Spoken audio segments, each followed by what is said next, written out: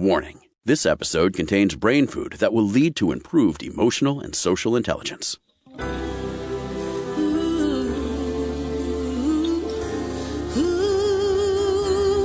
Give us 1 hour and we'll help you change the way you think about happiness.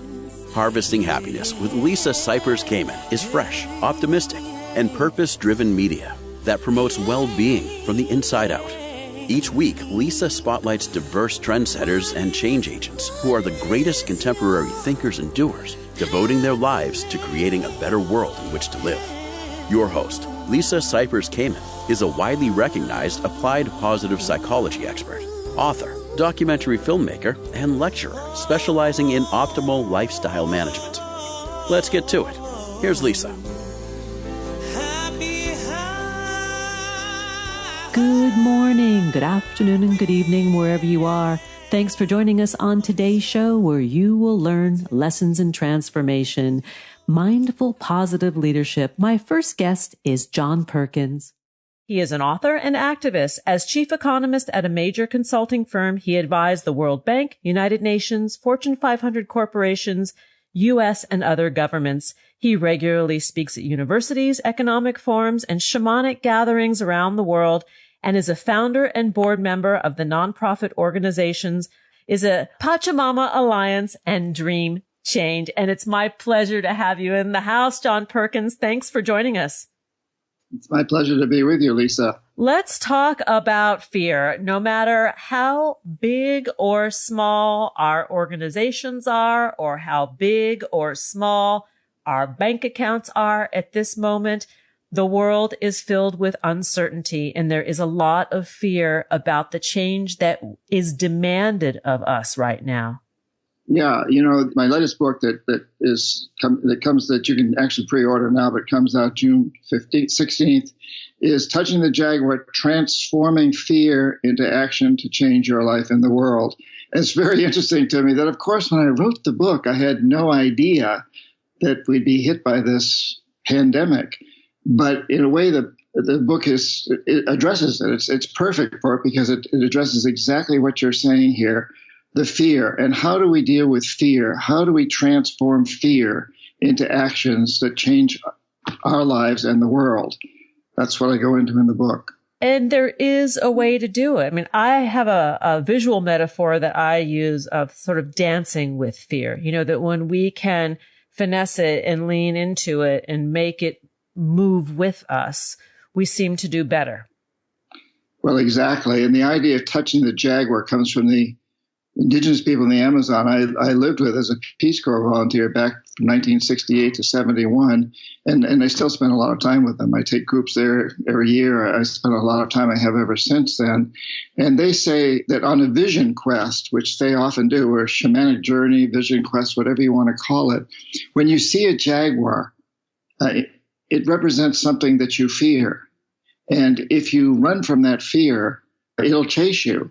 But if you go out and touch the jaguar, if you confront the fear, if you face the fear, it empowers you to take actions that then move you forward to where you really need to go. And it's a beautiful concept, and it's very powerful, and it works. It is a beautiful concept, and one that I believe all of us will have to reckon with who want to move beyond that fear of uncertainty that has gripped the world for the first time in history, right? The whole world is going through something that is an opportunity for growth, transformation, and transcendence. I like to believe this will be the Great Reset instead of the Great Recession, or Depression. I have no doubt about that. A number of years ago, when I was on one of these trips, and I was actually not in the Amazon, but before we go in the Amazon, sometimes we work with a shaman woman up in the high Andes, a Quechua woman in Ecuador. Her name, she has a wonderful name, Maria Juana. Oh, that is a wonderful name. Exactly. Her last name is Yamberla. And one of the people in the group, and I'm always translating, so I'm right in the middle of it, asked, so how do we save the earth? And Maria Juana laughed, and she said, well, the earth, Pachamama's not in danger, but we are as a species. We're creating a lot of harm for many, many other species. But to her, to Mother Earth, to Pachamama, we're just like so many fleas. And if we get to be too much of a nuisance, she'll just shake us all off. And then Marijuana pointed up at this big volcano that hovers over her home. And she said, 20 years ago, that volcano was covered by a massive ice cap. It's not there anymore. It's gone. Mother Earth, Pachamama, is twitching. She's sending us a message. And we live at a blessed time when we can listen to that message and do something. And you know, Lisa, I've been struck by how many of these messages we've been getting in the last years, so many once in 100-year events that happen regularly every year now, hurricanes, fires, earthquakes, tornadoes, and we haven't listened. We've seen them as local, so that if you happen to live in a place where you're hit with one of these events, a hurricane, let's say, and you survive it, you expect that within a few days, or maybe it's going to take a couple of weeks, but at some point fairly soon, the outside world is going to reach out to help you. Bottled water will arrive, food, and then a leader will come along and say, hey, we're going to rebuild. We're going to be better than ever. Well, that's not listening to the real message. And so this coronavirus now comes along, and if you're from a shamanic standpoint, you'd say it's a big twitch. It's the latest big. That's what Maria Wada would say. I'm sure it's big a really twitch. Big twitch. Yeah. Yeah, it is the Uber twitch. It's the Uber wake up call for the world. And when you look at the silver lining in an event like this, and it is very hard to do so when we are in the midst of it and people are dying and resources to help people sustain life are challenging.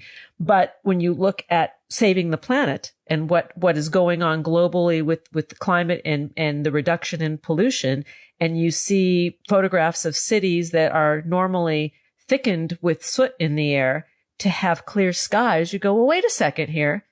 There's something else here in this. Yeah. If anybody ever questioned the impact that human activities are having on our climate and things like seeing clear skies, this virus has clearly shown us that those people were wrong, that there's no question, we've all probably seen the satellite images of China and how pollution's cleared up there, and Los Angeles and so many places around the world. There's no question that we've been shown something in the last few weeks, couple of months, that make it undeniable that we are overtaxing our planet. And the going back to the silver lining or the transcendence of the challenge is we have the ability to be more connected than ever and reduce our footprint at the same time because we can't go anywhere. People are actually connecting. They're connecting online and variety of these virtual platforms. They're meeting, they're having parties, they're having business meetings, they're having annual board meetings. Yeah. I just had a board meeting at Pachamama Alliance board a couple of days ago. There were 13 of us, and then we were joined by over 200 of our major supporters around the planet. We have board meetings every 3 months, but nothing we never been like this. We usually all congregate in the San Francisco Bay Area. I have to fly there, other people drive or fly, and we haven't connected with all these supporters. We learned something. We're all coming from our homes. I don't think we'll ever have a board meeting like that again. Who knows? But yes, we've learned something amazing in this process. And the other thing is that, unlike the hurricanes that are local and the other such events, this one is totally global. Every single human being on this planet is impacted by this. I've even, talked to friends, as people in the Amazon. We can talk by shortwave radio or sometimes by a satellite computer. And they're impacted. They're isolating. They're not letting any flights come in or out, or canoes or outsiders. They're taking care of themselves. They're impacted. We're all impacted. And that makes sense because they have been remote in the past, that if they let somebody in or they venture out, they place themselves at greater risk because not only do they not have the immunity to the regular things that people carry, this would even be much more deadly more quickly, would be my guess. Absolutely. Very, yes. Very, very vulnerable. Yeah. And, what this is really showing us is I talk in the book, Touching the Jaguars. I have in a couple of previous books a little bit extensively in this book about how we've really created a failed governmental social economic system that economists call a death economy. It's an economic system that's ravaging its own resources. It's destroying the very resources upon which it depends. And it's the real cause of everything. You know, the climate change, species extinctions, income inequality, even terrorism. These are all symptoms of this failed economic system that has a goal for businesses of maximizing short-term profits regardless of the environmental and social costs, and a goal for most individuals of maximizing short-term consumerism, regardless of all the other costs. And it's failed us. It's not working, and we're being shown that very clearly now. We are going to need to take a break in a minute. I want to just ask you one more thing before we do go to that break. And that is about the supply chain. And we can get more into this when we come back. But the upside, or again, going back to the silver lining of what's going on in the world, is how do we move goods to people in an era where our safety is threatened by human contact? It's an excellent question, Lisa, and we're learning something here again. I think we're learning the importance of coming together as a global community to be able to deal with things like this pandemic, and at the same time, the importance of developing local resources that we can fall back on at times of need and when those transportation systems and distribution systems are not there for us. So it's a two-edged sword, really. It's an amazing time. It is an amazing time. You know, it's been called, I know you know this, but our listeners might not know this, it's been called the Great Pause. And I think what we are moving towards is the Great Reset. You know, so instead of the Great Recession or the Great Depression, it's really the opportunity for a reset in our values, in our political system, in the way we do business, in the way we deal with public health. I mean, I think that that's been something that has really illuminated me, like that our public health system needs a major overhaul. You know, we need to take care of each other. Exactly. And we've learned that a profit motivated healthcare system is not efficient at times like this. It is coming together. It's doing things, but it makes it tough. And I love your idea of the reset. I think we all know now that we're living on a very fragile space station, the Earth, and we are the navigators. Human beings are navigating the space station, and we've been navigating it toward disaster. We need to reset. We need to the navigation system. Yes. It's a reset and a reboot. Let's take that break. And when we come back, we'll continue the conversation with John Perkins. He is the author of Touching the Jaguar, Transforming Fear into Action to Change Your Life and the World. To learn more about John and his work, please visit johnperkins.org, on Twitter at jperkinsauthor, and on Facebook, that page is John Perkins Author. Here comes the pause. We'll be right back, and that is a promise. Hang on, before we take that pause, let's talk about the most important ingredients for running a successful business: great people and getting great results. If you're a boss like me and in charge of hiring for your company and using anything other than Indeed for your hiring needs, you're simply wasting your time. Indeed.com is the #1 hiring site in the world and will help you find the high-impact hire you need, just like they have done for more than 3 million businesses. And Indeed will help you find quality candidates instantly with Indeed's Instant Match. Unlike other sites, Indeed gives you full control and payment flexibility, delivering a quality shortlist faster. With Indeed, you only pay for what you need, and you can pause your account at any time, and there are no long-term contracts.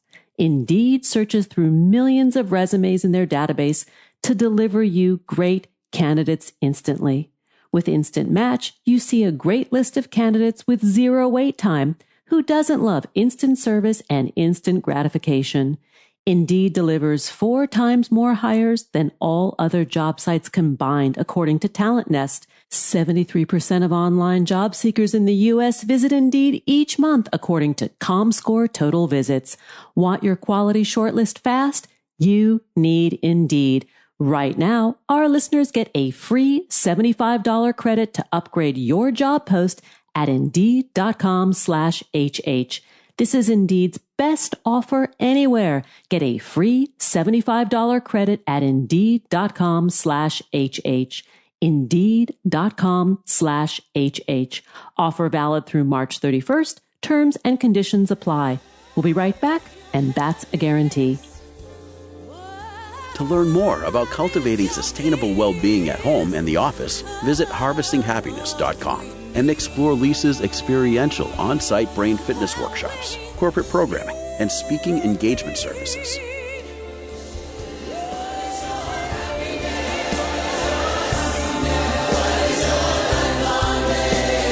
And we are back. But before we rejoin the conversation, I want to mention how much I love saving money when I shop online. In fact, I've trained my kids to be deep discount divers. We all hate paying full price. We've all seen that promo code field that taunts us at checkout, right? But thanks to Honey, one of today's episode sponsors, manually searching for coupon codes is a thing of the past. Honey is a free browser extension that scours the internet for the best promo codes and applies the best one for the goodies that are in your shopping cart. Honey supports more than 30,000 popular online stores to make your shopping a money-saving experience. Picture this. You're shopping on one of your favorite sites. At checkout, the Honey button drops down and all you have to do is click Apply Coupons. Wait a few seconds as Honey hunts down the best available coupons for that site. If there's a match, Honey applies the working coupon and you'll see the price drop. Easy peasy. Honey never sells or shares data, which helps keep your information private. Now that's sweet. Honey saves me a lot of dough on purchases like $50 on a pair of stylish designer boots and even everyday items like cleaning and office supplies. Honey has found its more than 17 million members, more than $2 billion in savings. Now that's a real deal. Join me in sweetening your shopping with Honey. If you don't already have Honey, you could be straight up missing out on free savings. It's literally free and installs in a few seconds. And by getting it, you'll be doing yourself a solid and supporting this podcast. Get Honey for free at joinhoney.com/harvesting. That's joinhoney.com/harvesting. Now let's get back to it. And we are back talking about lessons in transformation. Let's return to the conversation about mindful positive leadership with my guest, John Perkins. So, John, let's send our direction to what individuals can do in this great period of reset and uncertainty and fear. What can we do on a daily basis with our decisions and our actions? Well, Lisa, the book, like all my books, I tell a lot of stories because I think people relate to stories about various things, and they're all true stories that lead up to discussing how we need to transform a death economy to a life economy, and then that really lead up to what each individual can do to make this happen. And I can go into that a little bit more detail if you like, but as one example, I think during this time of the coronavirus, a lot of people are sitting around saying, "Hey, I can't deal with this another month or 2 months or however long it's going to go. This self-isolation. I'm a social animal. I can't deal with this." And that's a big stress. That's a lot of fear. If you touch that Jaguar, then you really understand. Suddenly it occurs to you, well, geez, I've always wanted to learn to play the flute. I have a flute. And I can go on the internet and get instructions as to how to play. Or I've always wanted to read more books. Or I've always wanted to write a book. I've wanted to spend more time on the phone with my relatives who live overseas. And there's so many things like that if we touch that Jaguar and say, hey, well, yeah, self-isolating and look at all the benefits I can get out of that. That's just one example of what we can do right now. From a total life standpoint, there's a whole little process we can go through to really look at what that means for each of us as individuals. And I wonder at the end of the day if life satisfaction will increase. Well, and that's the longer program. And very quickly, what I would say is it's about asking ourselves the question of, what do I want to do with the rest of my life? What will bring me the most satisfaction, the most joy, the most bliss? And then you ask yourself, how might I turn that into something that not only gives me satisfaction, but also helps to create a better world for future generations, for my children and my grandchildren? What can I do to really create a better future world so the two can go hand in hand? And then the third question is, what are the Jaguars standing in my way? What's keeping me? What are the voices telling me you're not good enough, you're not educated enough, you can't do that, whatever it is? And then the fourth question, what do you have to do to touch that Jaguar, to change the perception? Because all of our actions are based, our reality is molded by our perceptions. And then the fifth question is, what actions do I actually take to make all of this happen? And in the book, and also in a workshop I'm offering on April 29th, for anybody who pre-orders the book, we go into those in some depth, and people can come up with a 10-minute practice that they can do every day or every week, once a week, or whatever they feel like doing to really move into that idea. And it's all based on, as you said, what brings me the greatest satisfaction? What do I want to do with the rest of my life? And these steps that you're speaking of, they don't have to be particularly grand. They can be several tiny little steps, tiny little actions that create a more simplified, grounded, contented life. Exactly. I'll give you a personal example. All my life, I wanted to be a writer from the time I was quite young, and I won a short story prize and was editor of the newspaper in high school.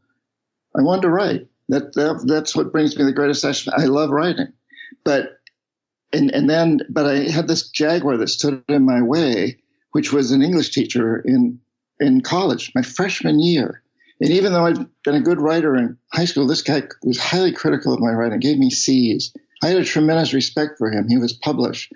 So I quit college. It really hurt me so much that I quit college, and eventually I went back, but I didn't write. I went to business school. I studied economics instead of English, for which I'd been an English major. And wow. And so how do I touch that Jaguar? Well, it took me a few years to really figure this all out. But then it struck me, well, that same English teacher didn't like Bob Dylan's writing. And Bob Dylan won the Nobel Prize in Literature. So I realized, well, this is just one voice. This is just one man. I'm listening to this one man's voice. It's not a true voice. I can write. I shouldn't listen to him. And then, of course, that other question is, how do I tie my writing in with global, with making a better world for my daughter and my grandson and so forth? And the answer to that is I write stories about exactly what I write about. How do we transform a death economy into a life economy? How do we bring out these stories of indigenous people that have changed their reality by changing perception, and psychotherapy that does the same thing? So I'd write, and I'd write about these issues, and I would touch that Jaguar. And then what actions do you take? Well, for a writer, you write. Yeah. I realized I got to write every day. I can't wait for inspiration. I got to write every day. I got to practice, just like a pianist has to practice every single day in order to get on the concert tour. A tennis player has to practice every day in order to play competitive tennis. A writer has to write every day, or almost every day. We can take a few days off once in a while. But so those are those 5 steps again. And anybody can do that. A carpenter can look at it. A carpenter can say, I want to build. I love carpentry. How do I do it in a way that makes a better world? I build with sustainable materials. But the Jaguar is that my clients don't want to pay a little bit more, which some of these materials cost. So how do you touch that Jaguar? I tell my clients that it's not a cost. It's an investment in the future for them and for their children. And what actions do I take? I go out and I do this. And you can do that whatever you are, parent, teacher, plumber, psychotherapist, yoga teacher, whatever you are. Podcast host like you. I'm sure you had to touch a lot of Jaguars, Lisa, before you took this job on. Oh, no doubt. Well, I like what you say about in investment. That because Western society is very wrapped up in instant gratification and not really paying attention to the long range plan, that when we approach our lives as an investment or planting the seeds, and the return on the investment then becomes as great and as intentional as that sowing of the seeds, or the fertilization of the seeds. That is the mindset that needs to change. Exactly. And our modern concept of investment versus cost versus taxes is a very strange one. I wish we'd move away from the word tax and move into the word investment.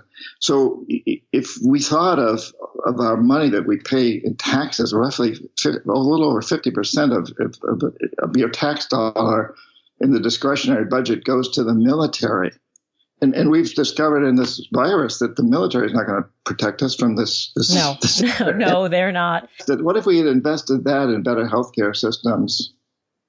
Well, and I think this is one of the great revelations of how COVID-19 has struck the shores of the United States, as we thought of ourselves as being, the giant and being able to handle everything, and realizing that part of that system is broken. But I want to go back to something that you said in the earlier segment about, taking care of one another and the interconnectedness of all things, that this is something that is a foreign concept to many of us, that, that the well-being of my brother or sister in the next state actually is important to my own well-being.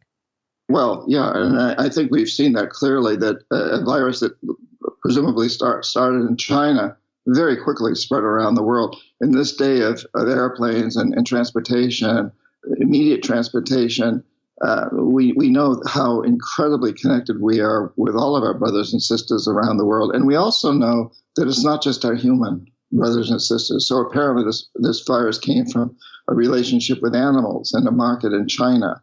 Yeah. And a terrible relationship where these animals were treated awfully. And we're very stressed out and unhappy, the animals, So we're learning from all of this, and we're also learning again that this interconnectedness has a huge impact on whether people in Los Angeles or parts of China or many other parts of the world can see the stars at night. I have a friend who is an infectious disease doctor, and he's working in a major hospital on the front lines. And every morning he sends out a missive to a group of friends with his musings or observations from the day before. And he's a former Buddhist monk, and he wrote today about the need for constraint. He said that what this is teaching us is that we must operate with some level of constraint for our survival, both on a micro and macro level. It's very, very interesting, Lisa, that I should say there's like two ends of a spectrum here of how we look at this. One is the shamanic, or let's say the New Age idea that the earth is a living being and it's speaking to us through hurricanes and the virus and so forth, the kind of thing that I mentioned Maria Juana earlier addressing. And then there's the other side, which is the scientific side. And they're coming together totally on this now. So scientists like your friend, the doctor, and God bless him for what he's doing. I can't imagine. He's an angel. Can't imagine what they're going through. It's incredible with these healthcare. My hat's off to them. I'm at this point.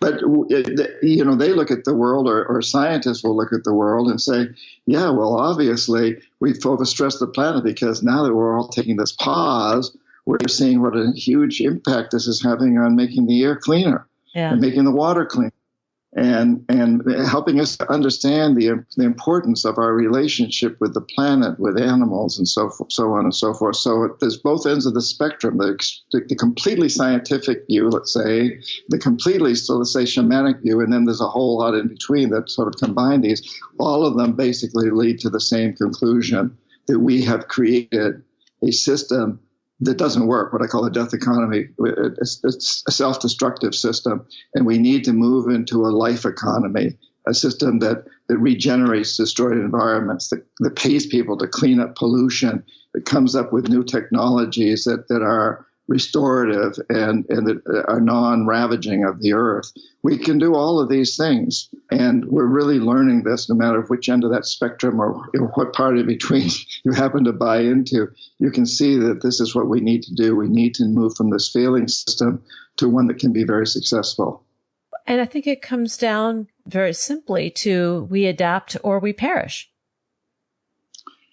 It's always been the human experience, and having having lived with and spent a lot of time with indigenous people in places like the Amazon who are hunters and gatherers who live very natural, sustainable lives, and to realize that we all come from that. It's only been within the last couple of thousand years that we, out of our 250,000 years as human beings, that we abandoned that approach. That we've all lived these very sustainable lives that look at the long term as well as the short term. And that's really part of the human condition. We sometimes think that the way that we've been living the last couple of thousand years, and particularly the last few decades and the last couple of centuries, is the way human beings are naturally built to live. But that's just absolutely not true. And a larger view of history shows you that. Your book, Touching the Jaguar, Transforming Fear into Action to Change Your Life and the World, it is a timely read. You know, I know you didn't plan it to come out during the middle of COVID-19, but it is a prescription for ourselves and the planet. And I thank you, John Perkins, for being with me. To learn more about John's work, please visit johnperkins.org. On Twitter, J. Perkins Author, and on Facebook, that page is John Perkins Author. Come back and hang out. We should talk about your prior book, the New York Times bestseller, Confessions of an Economic Hitman, because that sounds like some good fun too, John. I would love to do that, Lisa, and a lot about that life in the new book too. But yeah, thank you for all that you do. I really appreciate the work that you're doing. It's a pleasure. All right, we're going to take a break. We'll be back. Did you know that happiness is actually good for your health? Happy people live longer, are more productive, and make better partners, parents, and professionals. Connect with us on Facebook at Harvesting Happiness and follow Lisa on Twitter at Lisa Kamen for a daily dose of inspiration.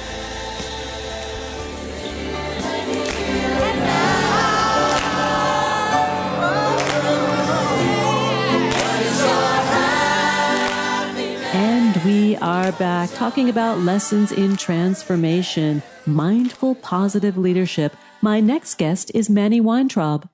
Manny specializes in explaining investing in simple, plain English to folks who haven't seriously considered it. He's an avid meditator and a yoga enthusiast. Manny looks beyond Wall Street's conventional wisdom. During his 30-year career as a chartered financial analyst, Manny has looked after hundreds of clients and managed more than $1.5 billion. His unique approach takes the lessons of meditation and applies them to investing for retirement. And I have to say, Manny, firstly, thanks for being with me on the show today amidst COVID-19 madness.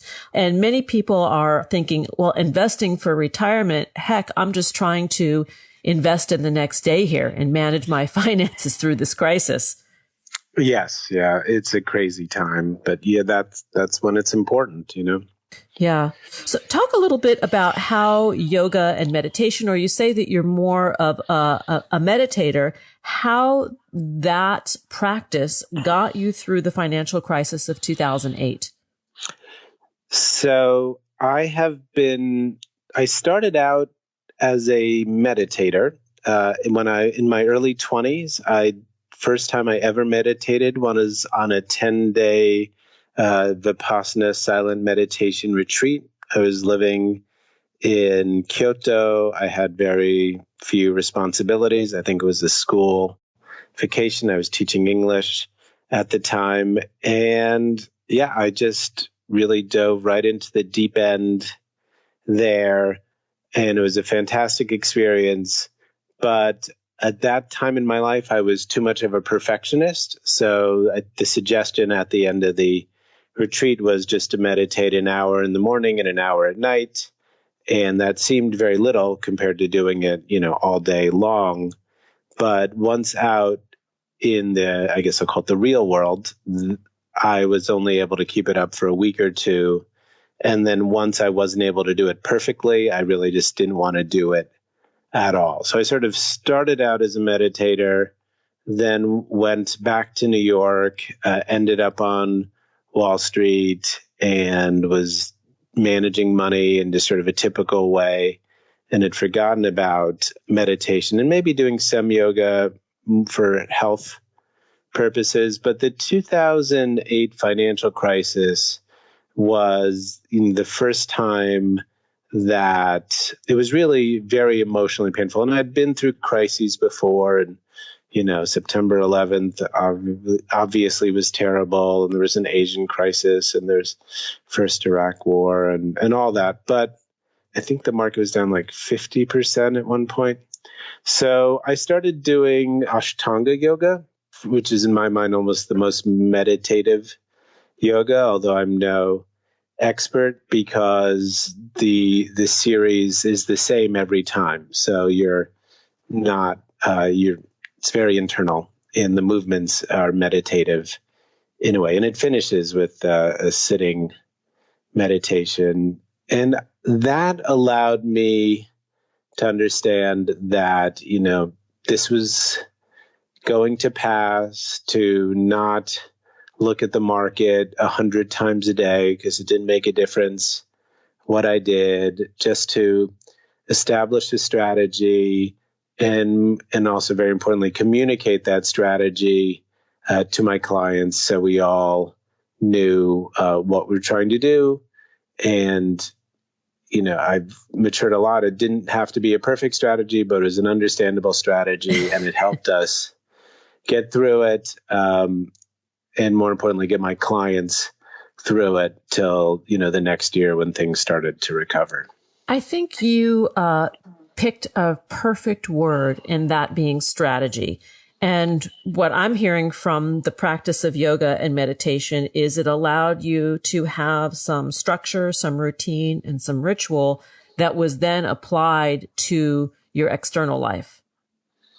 Yeah, and the same thing actually happened for the 10-day meditation retreat. I don't tell many people this, but I was a new teacher in Kyoto. And the first trimester, the kids, I guess they were 11th or 12th graders, they walked all over me. And then the second trimester, I was, way too hard on them. And then the third trimester, after the meditation retreat, I was very realistic about what we could accomplish meeting once a week to learn English conversation and what we couldn't accomplish. And we started playing BizBuzz, so they could learn their numbers, started doing some singing, like twist and shout, little call and response. And my goal was like, realistically, if I can get these people in a taxi from the airport to the East Village where they can learn English, that's their best chance. I'm not going to be able to accomplish much here. So it was just about being more realistic and having a strategy and accepting the way things were. It would have been great to teach them every day for an hour, but that wasn't what was available to you. That wasn't available. Exactly. So let's see how this strategy applies to a couple other areas of life. All of us are home right now. Most of us in the United States are practicing our safe distancing. We are staying in our homes. We're not really engaging physically in the public. We're home with our children. We're home with our spouse. We're home with elders. In my case, we're caring for a 95-year-old. My kids are college age and they're off in safe places around the country. And everybody's worried about money. Yeah. Yes. So, my principles that I've tied from meditation to investing, can often apply just to money.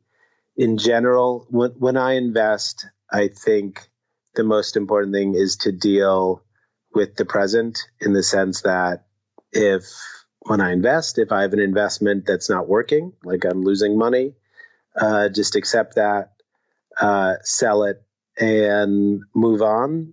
And, I don't like to be giving advice, which is probably why hopefully my advice is worth something, as opposed to, I don't like to hear myself talk. But whenever I've had financial troubles, or when I ran my own business and there were things that were not working, the first step was to just deal with the problem and just move forward to the best you can. So what I'm hearing is you're saying sort of cutting the losses, being very pragmatic. And when we're dealing, in this case, for so many people, it's basic needs. Even people who had a decent cash flow are finding themselves in situations right now where cash flow may be a little bit tight. They're having to make some adjustments with speaking to their banks about making adjustments to their mortgage, car payments, et cetera, et cetera. But what I'm hearing from you is sort of the getting real with it and then making changes moving forward is an important strategy to implement right now.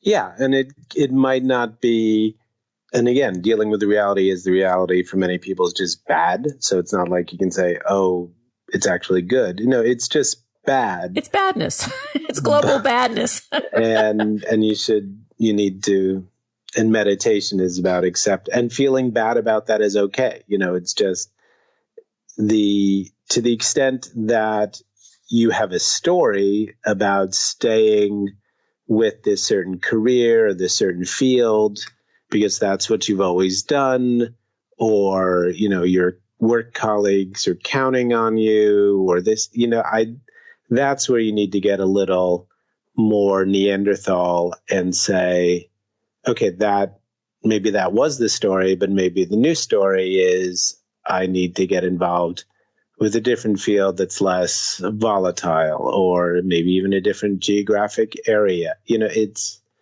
all very big decisions, but I've always felt better coming up with a plan, even if it was an imperfect plan, and then just executing. So the concept of, making a decision and taking the action, and even if we choose not to make a decision, that we are making a choice in action and accepting that, sort of the stewing in one's juices. Oh my gosh, we're out of money. The sky is falling. This is, global badness. We're never going to recover. That is story. That's not true. Right.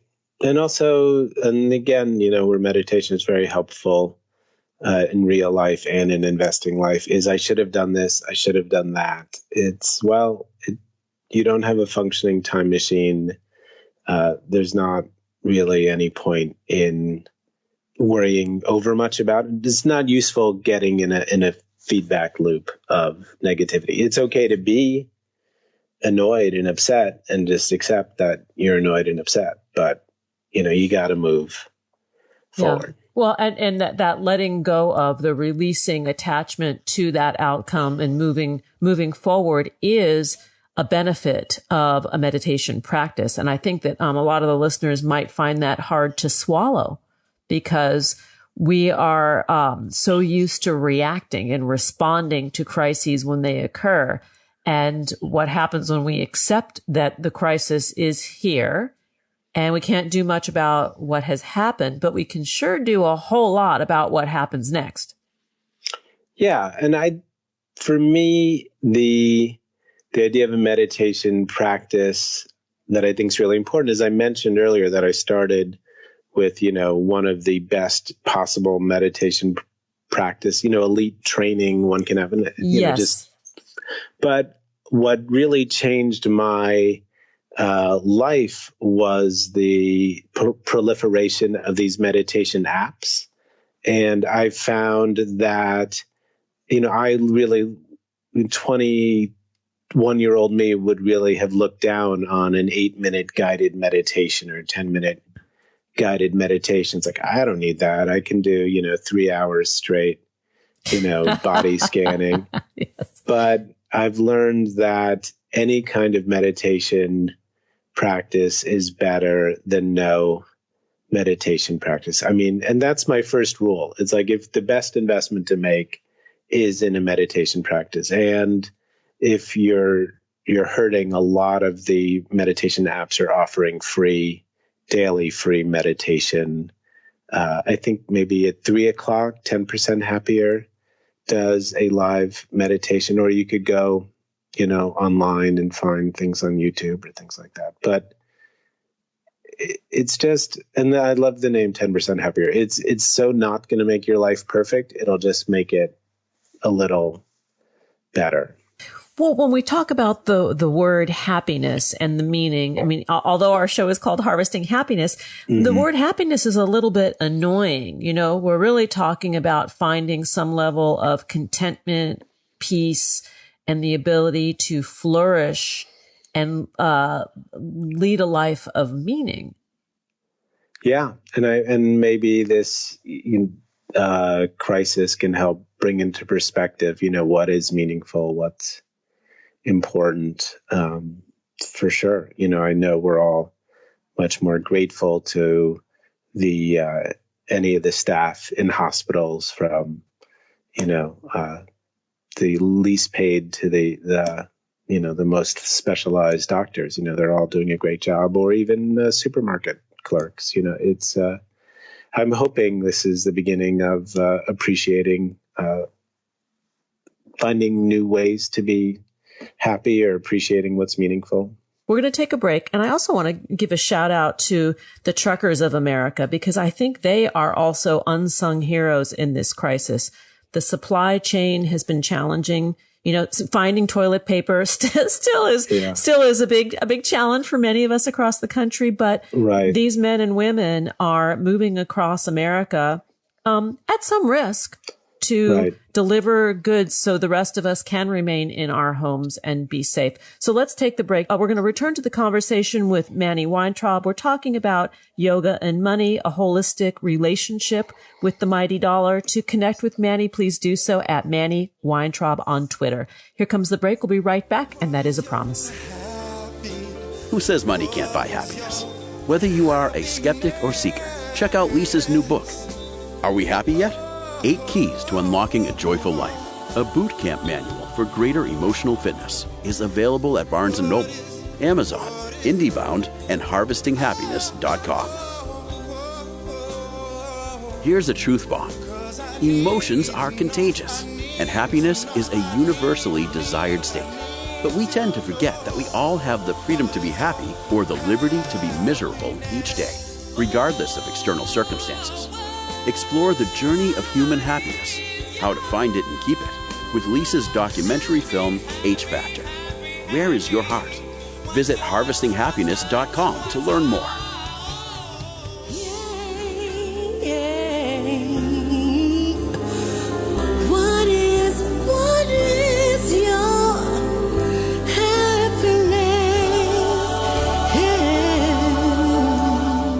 We're back, continuing the conversation with my guest today, Manny Weintraub. We're talking about lessons in transformation, mindful, positive leadership. Let's rejoin the conversation.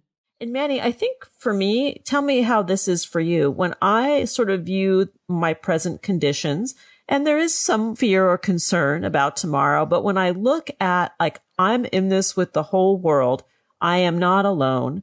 This isn't forever. This is all temporary. We will rebound, we will recover. And I go to, well, what can I learn from this? How can I do better? If the question is, what am I learning from this? What's your approach? What's your feeling? That's kind of what the mindset I'm in, but I'm interested to know, where you're coming from with this. So just my nature is I've been worried for the past 30 years. I've been working on Wall Street. I literally started 1 year after the 1987 crash. And then we went right into a real estate crisis, the SNL crisis that some of us might remember. And then there was the first Iraq war. So I'm always waiting for bad news. So I can't say I've learned anything from this particular crisis. I mean, to a certain extent, during the financial crisis, not to a certain extent, to a very real extent during the financial crisis, which is the last thing of this sort of magnitude, I had to sleep on the floor in a sleeping bag, so I wouldn't disturb my wife. I was tossing and turning so much. And with this crisis, I just feel that I've been waiting for a crisis for so long that I didn't really learn anything from this. So that's a bad answer, but it's no bad answer. But you live in a state of anticipatory angst then. You're waiting for the other shoe to drop.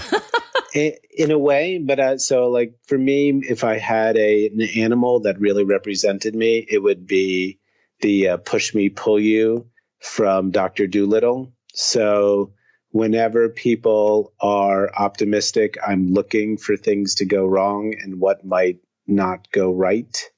And conversely, now that things are bad, I'm like, well, where could things go well. I'm literally the type of person who's like, on the plus side, if there was a bio weapon released in 5 years, I bet we'll be much more prepared for it than we are this time, where it's not a weaponized thing. So I'm kind of, sometimes I call myself an optimist for hire because I work in the money management business. So like if there's a bunch of pessimism and there are opportunities for my clients, and I'm like, maybe this makes sense. So I guess we're in the optimism for hire phase of the crisis. And this brings me to the opportunities that exist while we're in the midst of this extraordinary period of time. There may not be a lot of money to invest when people are hunkering down and conserving, just to get by. But there are some opportunities. There are ways that we can take a little bit of money and perhaps capitalize on the marketplace. And I'm thinking of like the fractional investment sites where you can, say you've got an extra $25 that you can invest in something that is of interest to you. Talk a little bit about that. Sure. So the way I like to find investments that could work for an individual investor, for a taxable investor, is to find companies that are benefiting from a long-term trend. So I don't have the personality or strategy where I would try and help people make money from this crisis by investing in companies that are really being hurt by it. So I would not buy airlines. I would not buy hotels. These are companies where there could be balance sheet issues. And yes, there will always be hotels and there will always be airlines, but in a bankruptcy restructuring, equity holders don't do too well. The company can still exist, but the shareholders don't benefit. So in general, I'm looking for companies that were doing well before this with certain trends and ones that might continue to, and those are the ones that are most likely to be doing well with the same trends after this. I'm not really allowed to mention individual, of course not, names, but I do think gold is a very interesting place to be investing part of one's money now. If one thinks about $2 trillion spent very quickly, which I think was appropriate on our national debt of $23 trillion. We just increased that by 10%. There could be more to come. And gold has not rocketed higher. It hasn't gone down. So we're not taking advantage of it going down. But in an ideal, I think for most individual investors, to benefit from a long-term trend, you should invest in a stock that is doing well in the medium term. Like a medium-term trend can turn into a long-term trend. And that makes sense. And even if you don't have a lot, a lot of people don't know that there are sites you can go to and put in a tiny little bit of money and kind of experiment, be a researcher and see how these stocks perform. Yes. And the gold is a stock. It doesn't have to be just the physical metal. Yeah. So GLD is how you would find an investment that tracks the price of gold. I think also that there are a lot of resources on these sites. Like they all want you to succeed and are happy to provide all sorts of, they're called screening tools, but they're basically ways of finding stocks that have certain characteristics, like not too much debt, not too much, not a huge decline in earnings, forecasted for the coming year, like airlines and hotels. Yeah. And so that can be a lot of fun too, and it can be profitable over time. And without giving a plug to the company, because I don't actually remember the company's name, but I'm thinking of that digital thermometer company that where everything, all of the temperatures across the owners of this device is shared, and it's one way of tracking clusters of fevers and thus illness across the country. To me, that seems a little exciting. Yes. And I guess one thing that's really important to understand about, the yoga of money is that sometimes boring companies can be really exciting too, because if you can make 6% a year over, 12 years, you will double your money. Like, it seems that nothing is happening, and it's happening slowly, and it's happening with a lot of volatility.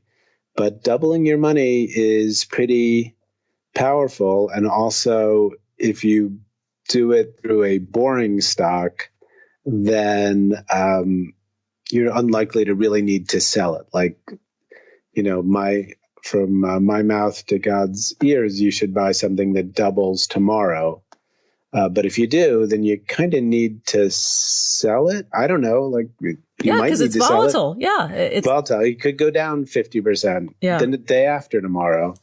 So it's not so efficient from a tax point of view. It's not so there's a lot to be said for getting rich slowly. And in terms of changing one's mindset, if you can take a mellow mindset where you're like, I'm going to focus long term, and but also care about the difference between making 2% and 6%, that can be very powerful. So like, I think of myself as a kind of mellow person.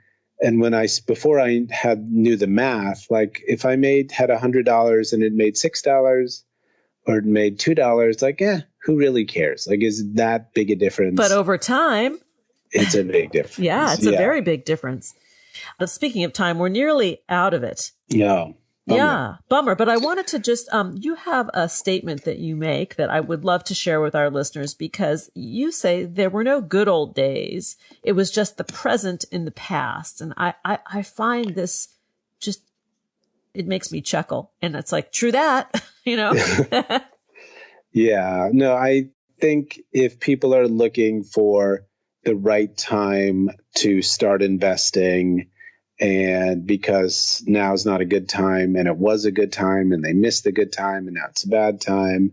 My feeling is that, growing up in the 70s, I guess it was a good time to invest, but also didn't feel very good. Like, we were waiting for nuclear bombs to fall on us, and, I was mugged constantly on the Upper West Side. And on the other hand, it was great. I mean, we made brownies, and I made garlic bread for the first time. So like, things were, it was all good and it was all bad. Nothing was great. And like, right now we're living in what seems like a pretty bad time, but some people are going to romanticize this in 20 years, as hard as it is to believe. So now is the only time to start investing, because now is the only time. Oh, I agree. And the only guarantee is now. True. To learn more about Manny or to connect with him, please do so at Manny Weintraub on Twitter. Thank you, Manny. My pleasure. Thank you. Thanks for joining us on Harvesting Happiness today. This is Lisa Cypers Kamen and my guests, John Perkins and Manny Weintraub, wishing you kind thoughts, kinder words, and the kindest of actions. Until next time, remember, happiness is an inside job. Happiness is your inside job. Go out and rock your day. And remember to stay safe. Keep harvesting your own happiness anytime and anywhere from the comfort of wherever you are. Subscribe, listen, and share hundreds of downloadable episodes via our free app or from our libraries at toginet.com, iTunes, Google Play, and other fine podcast platforms. To learn more about Lisa's global consulting services, please visit harvestinghappiness.com. Spread more joy by liking us on Facebook at Harvesting Happiness and following Lisa on Twitter at Lisa Kamen. Harvesting Happiness is produced in collaboration with TogiNet Radio, KBUU Radio Malibu.net, and is available on PRX, the Public Radio Exchange.